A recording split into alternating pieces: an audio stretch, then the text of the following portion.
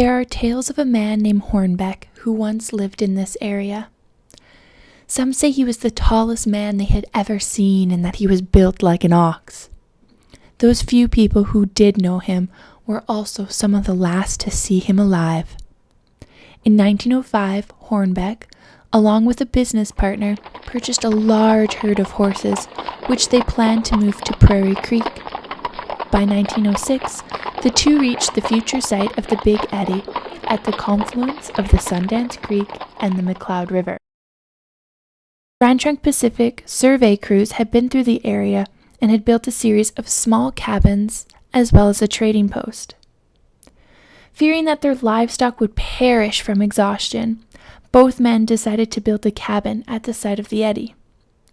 The day after building the cabin, a large storm came in, lasting weeks. The wind and snow covered what little grass was there, leaving next to nothing for the horses to eat. As the horses began to starve, Hornbeck slowly started to slip into madness. Once the first horse succumbed to starvation and died, a switch was flicked and Hornbeck lost his mind. Hornbeck's unfortunate partner was soon caught in a spray of bullets coming from Hornbeck and his gun. His partner managed to escape to one of the nearby cabins. In a rage, Hornbeck ran through the deep snow after his partner, shooting a wave of bullets at him. Now his partner and another man had managed to escape that building to a shack close by and watched as Hornbeck started throwing their winter supply of food into the snow. Days went by with Hornbeck shooting at the men, yelling and throwing items out of the window. After 3 days, out of desperation, the men decided to shoot at the same moment the next time Hornbeck was visible. That way, the men would be equally responsible for his death. As Hornbeck stepped out of the doorway, the men lined up their shot and pulled the trigger, killing Hornbeck instantly. After shooting him, a message was sent to the Northwest Mounted Police Detachment in Edmonton asking for an officer to come to the scene of the crime. It took Constable Shand 3 weeks to make it to the Big Eddy, assess the situation, and return to Edmonton with what was left of Hornbeck's herd of starving horses. In the official police report, Shand wrote that due to the hulking size of Hornbeck's body, he was unable to fit him on the sled, and he was left in the woods.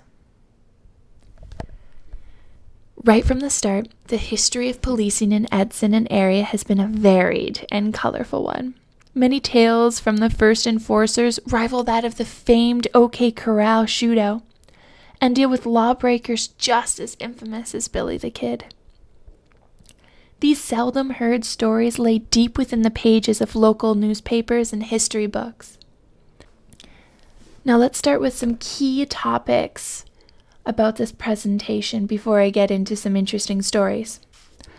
During the massive expansion of the railway through Alberta in the early 1900s, the Dominion Criminal Code prohibited the sale of intoxicating liquor or possession within a distance of 10 miles on either side of the railway under construction. Prohibition would become law on July 1st of 1916. Although the sale of liquor was illegal, beer with 2.5% alcohol content was still allowed. Drinkers were also permitted to order in a limited supply of liquor from other provinces. Brewers, like the Calgary Brewing Company, would ship their beer out of province and import it back to work around this law. In 1923, the Alberta Prohibition plebiscite, which was sparked by a 56,000 name petition, asked to end prohibition, and by the next year, prohibition ended, allowing government liquor stores to sell alcohol. The Alberta Provincial Police, or the APP, was created after the Northwest Mounted Police's decision to cancel provincial policing contracts. This was partly due to the fact that in 1916 Prohibition started, which the Northwest Mounted Police felt would cause them too many hardships to enforce. With the increased economic adversity at the start of the Depression, and with the expansion of the RCMP, this ultimately led the provincial government to disband the APP in 1932. The Royal Northwest Mounted Police first arrived in Alberta in 1874 to protect the Aboriginal people against American whiskey traders who were known for their unscrupulous acts. Not only were the Mounties there to enforce the law, they were also the first ones to help ensure essential services were available to sustain the new settlers coming from the east. They also became the eyes and ears of Ottawa. In their regular reports, they would describe their designated region and provide valuable information about sparsely populated areas, one of them being the Edson region.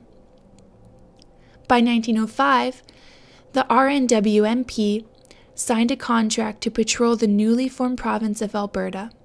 In 1920, the organization's name was changed to the Royal Canadian Mounted Police, RCMP. Over the next few years, the size of the RCMP nearly doubled as it took over provincial policing in Manitoba, New Brunswick, Nova Scotia, Prince Edward Island, as well as Alberta.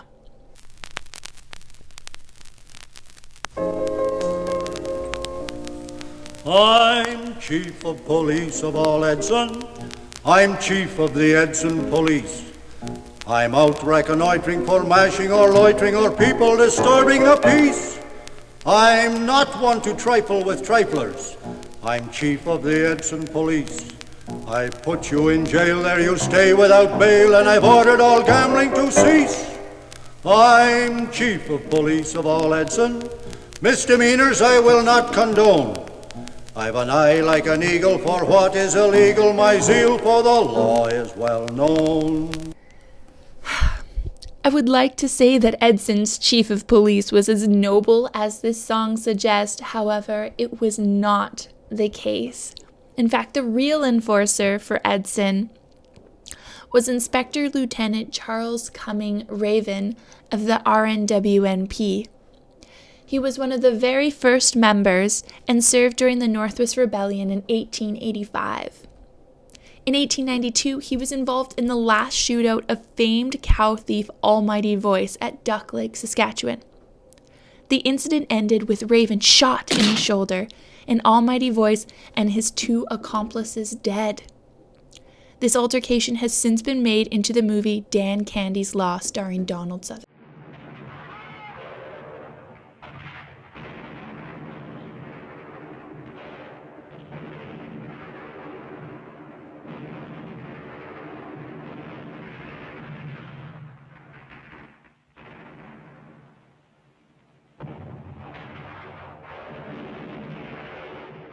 After that, Raven went on to serve with the Canadian Mounted Rifles in the South African War. He would then become a detective, spending many years tracking down another infamous cattle thief, Charles Johnson, whose alias was Hippo. Raven chased him from Oklahoma to Mexico and finally to Wyoming, where he arrested Johnson. In 1909, he was assigned duty for the Grand Trunk Pacific, making his way to the future site of Edson in 1910. The very first Northwest Mounted Police detachment was established in Edson in 1910, before the very first train had arrived here. The Edson detachment was responsible for an area from Wolf Creek to the BC border. As the population of Edson boomed in 1911, Town Council developed their own police force, leaving the Northwest Mounted Police to focus on the surrounding areas. However, real issues were still taken up with the RNWNP and Inspector Raven, including the operation of bordellos, assault, and bootlegging. One of the very first serious incidences that happened in Edson was on August of 1911. The headlines the next day would read, "Crazed Texan shoots up Main Street." It appears that a man from Texas took a train to Edson after hearing from an unknown source that someone in Edson wanted to kill him. In order to get the jump on his would-be murderer, the Texan arrived in town, stepped off the train, and immediately took out his revolver, pointing it at anybody who was nearby. "Which one of you wants to kill me?" he shouted. "Is it you, or how about you?" A few brave citizens saw the scene on 2nd Ave and silently approached the man from behind, hoping to subdue him. Unfortunately, the Texan heard them coming and pulled a Bowie knife from his back pocket, thrusting it at them. Angered by the citizens who tried to attack him, the Texan started to shoot his revolver into the air repeatedly while thrusting his knife with the other hand. Edsonites across town hit the dirt or ran into nearby businesses. Satisfied that no one there was trying to kill him, the Texan walked to the Northwest Mounted Police Barracks on 4th Avenue, east of Main, and called out Inspector Raven. Raven was a very serious sort of fellow and didn't put up with any nonsense. The inspector read head on into the crazed man, tackling and subduing him on the ground. Raven would later charge the man with vagrancy and carrying a concealed weapon. Incidences similar to this one were not unheard of in town. Many of the cases were due to public drunkenness. Remember earlier I had mentioned that an area within 10 miles of railway construction was under prohibition. And so prior to the granting of liquor license in 1912, there were possibly 10 or more blind pigs, which is an illegal bar, running almost wide open in town. It got to the point where officers in town started to carry sharp, pointy iron rods, which could be used to poke holes into bags of grain to find hidden bottles of whiskey. However, since the town was making a fortune off of the fines of these blind pigs, many law-abiding men did not want the town to be granted a liquor license. In a few months' time, over $1,000 was collected in fines, which is worth almost $24,000 today. And due to heavy fines, one bottle of whiskey could cost $8, or almost $200 today. Within the same year, the curious case of naughty Mr. Blair began. E.C. Blair is credited with taking some of the very first photographs of Edson. But his artistic talents didn't stop with pictures of Main Street. In 1911, Blair was suspected of distributing obscene pictures from Fitzhugh, which would soon be known as Jasper, to Edson. Inspector Raven sent his constable stationed at Bickerdike on an undercover mission to catch Blair. The constable posed as a wild man of the West who just couldn't find any female companionship. Blair, being sympathetic to his cause, handed over pornographic prints of the soiled doves, or prostitutes, of Edson's 2nd Avenue. The constable immediately arrested Blair, finding more pictures on his person and a large stash of negatives back at his tent in Bickerdike. He was charged with selling and distributing obscene pictures and was sentenced to 6 months in jail in Fort Saskatchewan. When asked later, Blair said to the court, "I've been caught committing this crime 3 other places, and the judges there took my plea for insanity. Why won't you?" 6 months later, Blair's photography studio opened up on the corner of 3rd and Main. The advertisement stated the studio was for fine gentlemen only. By 1913, Inspector Raven had built up another solid case against Blair, with several eyewitnesses claiming to have seen him handing over pornographic prints or leaving bordellos with camera equipment. Raven charged him again with distributing obscene pictures. While on trial, one of the key witnesses to step forward was Reverend Provis of the Anglican Church, who had been given Blair's art form personally.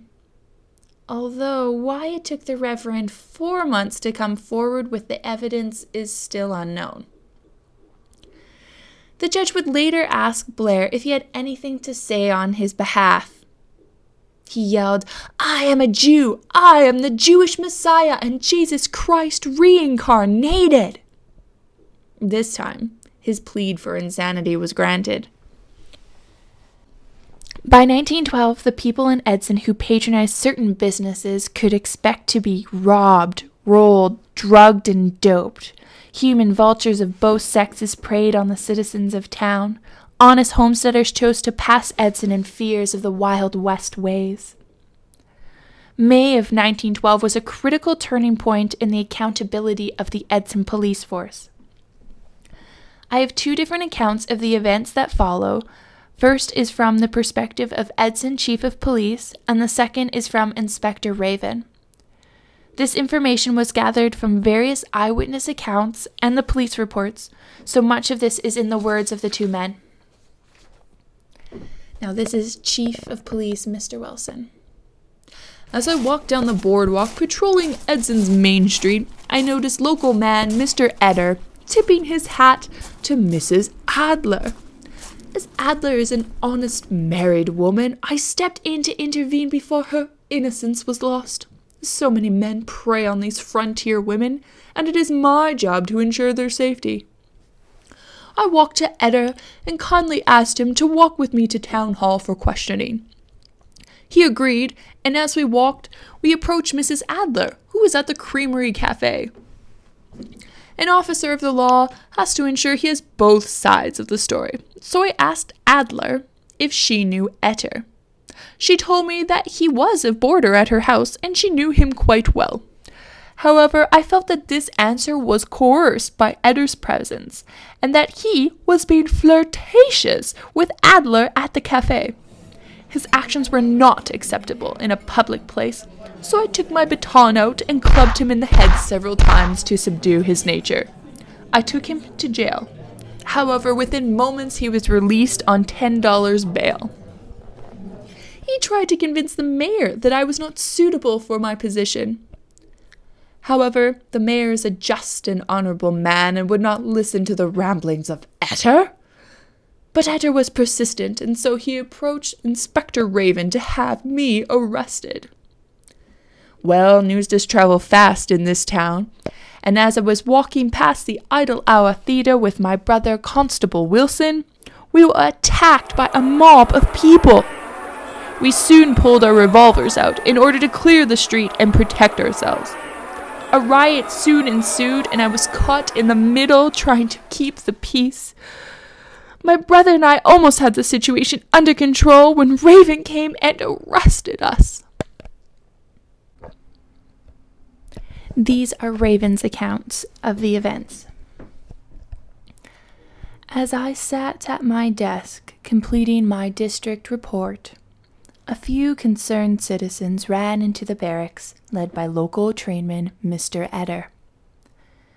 Eder quickly informed me that Chief Wilson of the Edson force had assaulted him while also flourishing his revolver in the air and spewing obscene language. As I tried to take in this story, I heard a commotion coming from outside. I sent Constables McLeod and Saul outside to investigate while I stayed behind to take Eder's story. McLeod would later tell me that once he left the barracks, he saw Chief Wilson running into a crowd of people on Main Street, swinging his gun in the air. McLeod managed to subdue the chief, but in the meantime, the chief's brother started a brawl with the townspeople, creating a full-out riot. Constable Saul would step in at this point and tackle Wilson to the ground. Unfortunately for the officers, the people of Edson were searching for justice and forcibly removed the chief from McLeod's arms, beating him on the head with batons in the same manner the chief beat Mr. Eder. I eventually had to come out to the scene to arrest the two officers of Edson. This town is filled with prostitutes and thugs, and now it even appears the police are lawless. Take what you will from these two accounts, but at the next council meeting, the people present a petition asking the law enforcement of Edson to be handed over to the Northwest Mounted Police, and Raven to become the police commissioner. Eventually, policing of the town would be handed over to them for $100 a month to patrol, which would be cause for one of the biggest arguments in Edson Town Council history. As the town was now losing money by paying the RNWMP to patrol instead of having their own force collect fines, Councillor Layden and Mayor Lawrence would suggest on reinstating Police Chief Wilson, who is currently in jail at the Royal Northwest Mounted Police Barracks. The 5 other councillors would vote to keep the Mounties patrolling, which angered Mayor Lawrence so much that he walked out of the meeting and resigned as mayor. Well, at the very next council meeting, only the mayor attended, even though he claimed to have resigned at the last meeting. As there were not enough members to fill quorum, nothing could be officially decided on the police force. Unfortunately for the council, townspeople came out in full force, filling the hall to the brim. The people of Edson decided on that night they were going to out-council, officially asking for a re-election. Within the next few weeks, townspeople created a fury of petitions against the council and current police force, including one against Thos Gordon as the night policeman, and another against the newly appointed police assistant W.J. Elliott. Elliott was brought from Ireland on high recommendations to help enforce the law in town. However, within a few days, he was caught patronizing a blind pig and would later go on a drunken rampage down Main Street. Edsonites fought so hard for the re-election, but it appears that they didn't want the change as much as they think they did. Out of the 6 possible councillor positions, 4 of the originals were voted back in, and Gilbert Lawrence was re-elected as mayor. The newly elected decided to reinstate Chief of Police Mr. Wilson. Within 1 week, the council would have to relieve Mr. Wilson of his duties due to public drunkenness. As lawlessness increased, council decided to hire Detective Richard Stafford from the Alert Detective Agency of Edmonton for $300 to clean up the town. He would take over the position of police chief of Edson. Stafford's research had discovered that there were 14 illegal liquor vendors in Edson.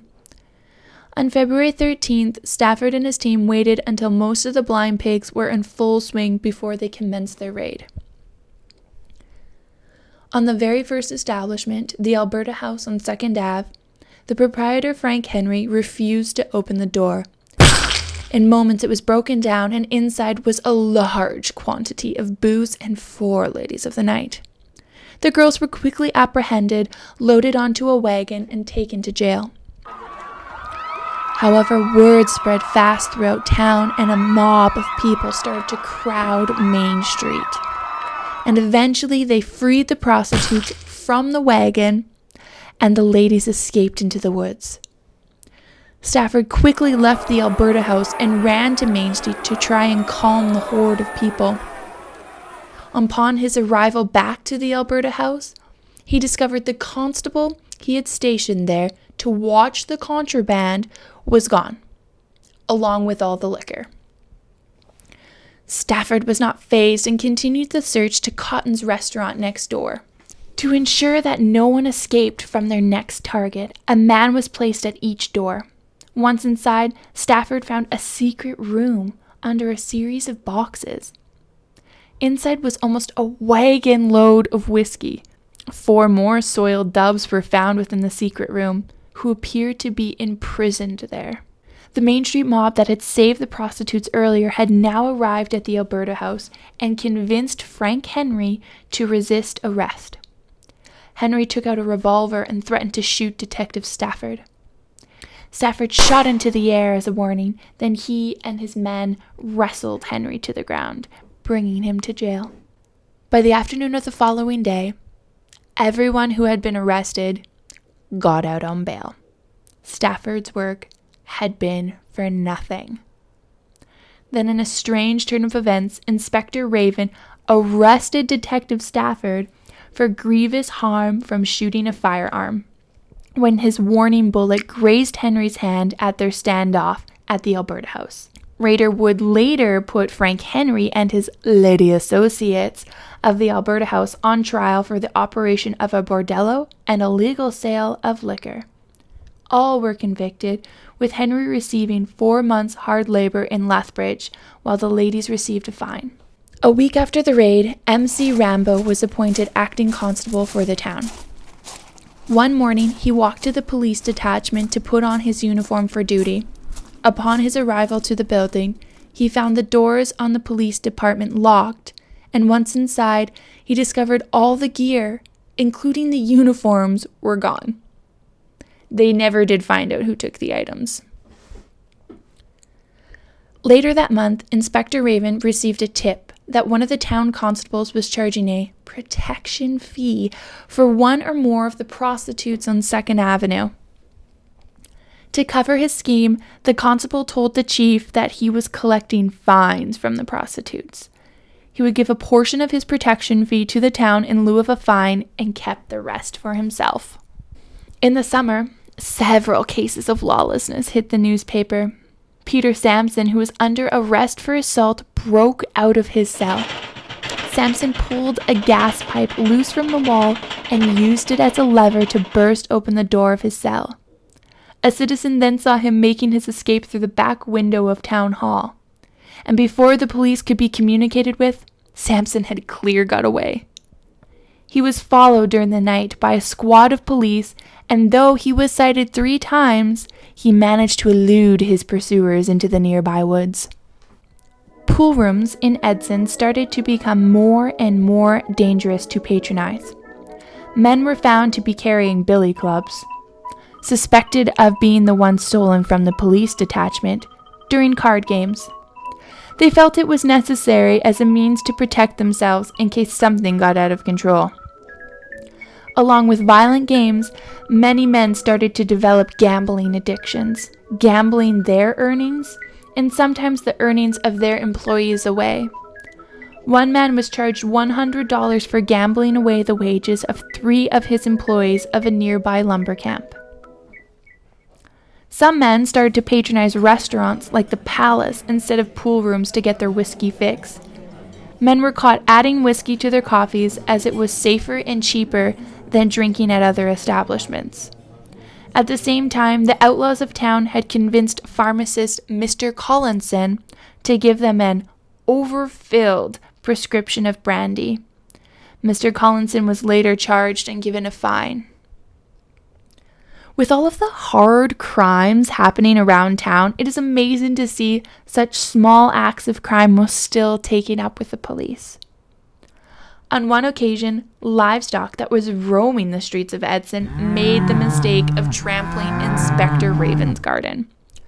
Raven was quoted as saying, "There must be a stop to these marauding bands of cattle and horses that infest the streets day and night." It was quite common to be walking down Main Street and come across a flock of chickens, a drove of swine, or a herd of cattle. In one newspaper article, the town band was asked to quickly improve their playing skills as it was scaring away all of the animals. In order to appease Inspector Raven, who lived on 7th Avenue, the town and the council quickly made a bylaw forbidding livestock to roam Edson. One of the most amazing stories written about the Northwest Mounted Police in town is that of Sergeant Harper, who tracked fugitives for 6 months through the forest around Grand Prairie.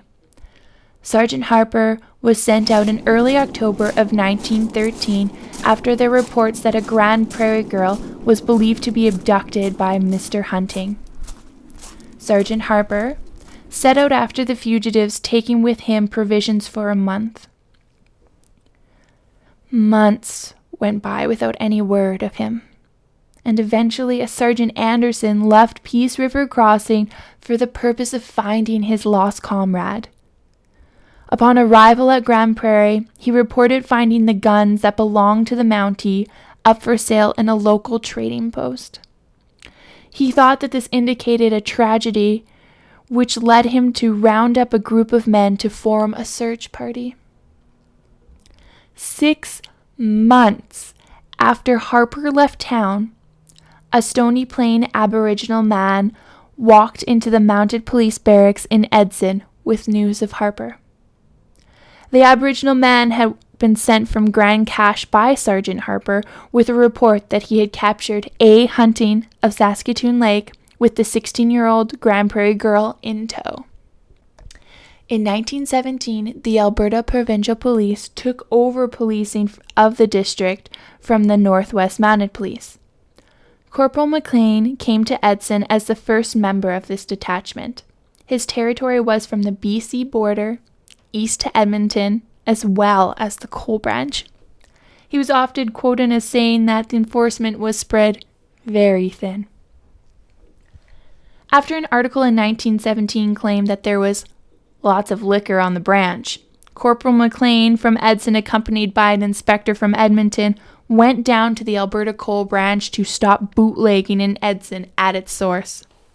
In one afternoon, they took possession of 7 barrels of bottled whiskey. The whiskey was headed to the revamped gymnasium in the Hotel Cheviot at Mountain Park. It appears that the space was used for a wide variety of extracurricular activities. While the officers rode the train, sympathetic engineers blew the whistle to warn of a liquor search, ultimately resulting in much of the contraband hidden before it could be found. On the officers' arrival back to Edson, they searched the train station and boxcars for any more liquor. In one case, a trainman was asked to quickly and quietly remove a series of special unmarked crates off of the train before the APP came to inspect them. His nerves must have got the better of him because in a panic he tripped into the cases, breaking all of the contents. As the officers neared the pool of whiskey, the trainman decided to salvage what alcohol he could by rolling on the ground and soaking his clothes. He then ran to the nearest welcoming establishment and started to wring himself out into a series of glasses for thirsty patrons. The whiskey was sold at a discount, which made everyone very happy. When the APP caught wind about what was happening, they ran to the establishment and slapped the glasses of whiskey out of everyone's hands. Then, to make sure nobody was going to be licking up the floor, they had the shopkeep mop up the floor and throw the bucket of water out onto the road. In 1922, the APP built a barracks on 5th Avenue in town. The building was built with 2 stories and had 13 rooms, which contained accommodation for married and singled officers, as well as an office and cell block. A stable was built in behind, although it was never used as such. This would be the home of the APP until they transferred law enforcement to the RCMP in 1932. The RCMP would use this building until 1960. In 1925, Bob Matheson came to Edson. He was described as a big, gruff, fearless Scotsman. He served with the APP in town from 1925 to 1932, later transferring to the RCMP. During the early days of the Depression, Matheson was known to turn a blind eye when it came to violations in the Game Act. Due to scarcity of food, the only means to provide for many of the Edson families was to hunt local game. Matheson is also said to have provided ammunition where none was available, and where there was no gun, one was loaded. I would like to leave you with one last story about Constable Matheson and how quite often officers have to go outside the boundaries of the law in order to enforce it. A situation occurred after logging and timber crews came to town to patronize a local watering hole. Naturally, things got out of hand. Constable Matheson and his partner from the RCMP were called to quell the ruckus when one of the perpetrators commented to Matheson that the only reason he would go out peacefully with him was because the officer wore that famous red serge. Matheson responded immediately by saying, "Well, that can be remedied." He took off his coat, then proceeded to show the offender his medal in a short bout of fisticuffs, and after soundly besting the other man, Matheson then donned the red serge and helped the other men up and took him off to jail. From bordellos to bootleggers, scandal in government to armed robberies, Edson has experienced its fair share of lawlessness. If you are interested in more information on what I've discussed, or even more scandalous events, you can check out the Law Keepers and Lawbreakers report at www.gallowaystationmuseum.com.